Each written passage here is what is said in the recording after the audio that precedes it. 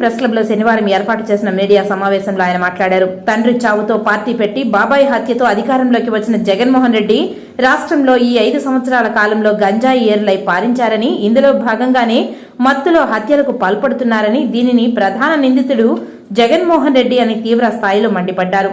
జగన్మోహన్ రెడ్డి అధికారం కోసం ఎన్ని హత్యలైనా చేస్తారని ఆయన విమర్శించారు. రాష్ట్రంలో జరుగుతున్న దాడులకు తెలుగుదేశం పార్టీకి ఎటువంటి ప్రమేయం లేదని ఆయన వెల్లడించారు. ఈ విలేకరుల సమావేశంలో తెలుగు పార్టీ యువత నాయకులు పాల్గొన్నారు. చిరునవ్వులతో జగన్మోహన్ రెడ్డి గారు రాష్ట్రంలో రాష్ట్రపతి పాలన పెట్టాలంట. సిగ్గు శరం కానీ జగన్మోహన్ రెడ్డికి ఏమన్నా ఉంటే అసలు ఆ మాటే నువ్వు మాట్లాడకూడదు. నీకు అర్హత లేదు. 1381 మంది తెలుగుదేశం పార్టీ కార్యకర్తలని, అదేవిధంగా ఈ రాష్ట్రంలో డాక్టర్ సుధాకర్ లాంటి అనేక మందిని చావుకు కారణమైన నువ్వు ఎన్నిసార్లు రాష్ట్రపతి పాలన నువ్వు ముఖ్యమంత్రిగా ఉన్నప్పుడు పెట్టావు? నువ్వు అడిగావు, మేము అడుగుతున్నావు.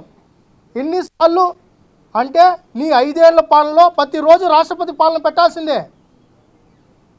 ఇప్పుడు కొత్తగా ఆయన రాష్ట్రపతి పాలన కావాలన్నట్టు ఈ రాష్ట్రంలో శాంతి పద్ధతులు పూర్తిగా వైఫల్యం చెందినాయని చెప్పి ఆయన పెద్ద పెద్ద మాటలు మాట్లాడుతున్నారు. నిన్న ఆయన పోయాడు ప్రెస్ మీట్కి పోయిన ఫోటో ఏదైతే ఉందో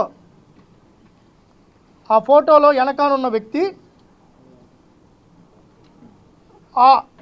ఎవరైతే వాళ్ళు ఉన్నారో మొత్తం ఈ ప్రెస్ మీటు సంబంధించి ఇతనే వెనకాల ఉండేది. దీనికి కారణమైన వ్యక్తి ఎవరైతే ఇద్దరు కొట్టుకున్నారో వాళ్ళిద్దరికి గురువు ఇతనే. ఇద్దరు ఎవరైతే రౌడీలు ఉన్నారో ఆ రౌడీలని పెంచి పోషించింది వైసీపీ ముఖ్య నేత జగన్మోహన్ రెడ్డి వెనకాల ఉన్న నేత. ఇవన్నీ చూసినప్పుడు ఏమనిపిస్తూ ఉందంటే, సొంత బాబాయ్